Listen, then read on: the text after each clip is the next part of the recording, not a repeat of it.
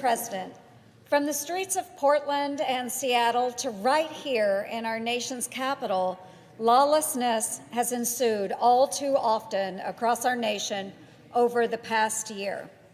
I have consistently called it what it is: anarchy. And folks, we need to be absolutely clear on this. Anarchy cannot be tolerated in our nation. The mayhem that we have seen over the last year has put our families, our communities, and our law enforcement in danger. And tragically, it has led to death and destruction. In what will probably come as no shock to the American people, a nonpartisan watchdog organization found that the federal government has spent more than $14 billion of our taxpayer money, our hard-earned dollars, on federal contracts and grants in 5 major cities where civil unrest, also known as anarchy, goes unchecked and police are unable to do their job. $14 billion, with a B, dollars paid to local leaders and city officials who are failing to do their jobs. And let's keep talking about these dollar figures, folks.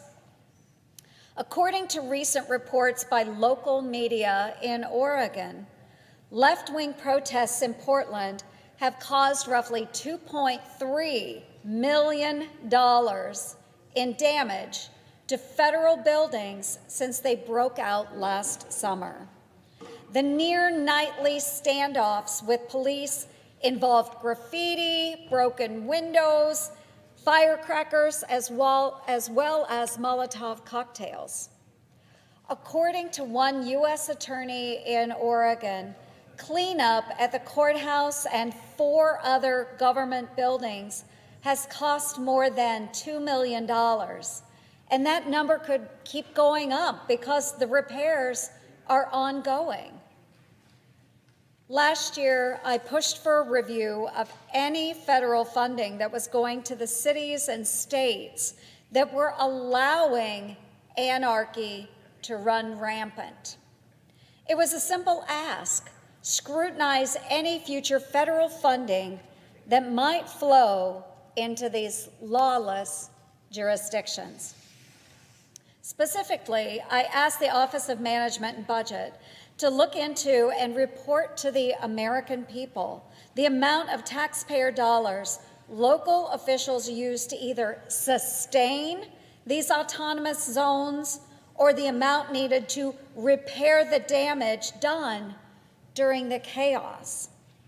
And thankfully, last year, the federal government began to do just that. But folks, just last week, President Biden reversed this effort, and I'd like to know why. Now, I agree with our new president that peaceful protests are a cornerstone of our democracy. But smashing windows is not protesting, and neither is looting. Burning small businesses that are the modest nest eggs of hardworking Americans, and actions like these are totally unacceptable. I don't think there's anyone in the Senate that would disagree. So why then is President Biden reversing course and preventing this review from going forward? To simply examine the funds that are going to the very places where lawlessness continues to be unanswered. Too often over the last year, local leaders have prevented law enforcement and emergency responders from being allowed to carry out their jobs and protect the public. Yet millions of our taxpayer dollars have still been doled out to these cities. I will continue to stand strong and be a voice for the hardworking taxpayers of this country. If city and state leaders abdicate their job to protect citizens and allow anarchist jurisdictions to prevail, the federal government, Iowa taxpayers, should absolutely not foot the bill. Anarchy is never okay, never okay, and taxpayers should never subsidize it. Thank you, Mr. President. I yield the floor.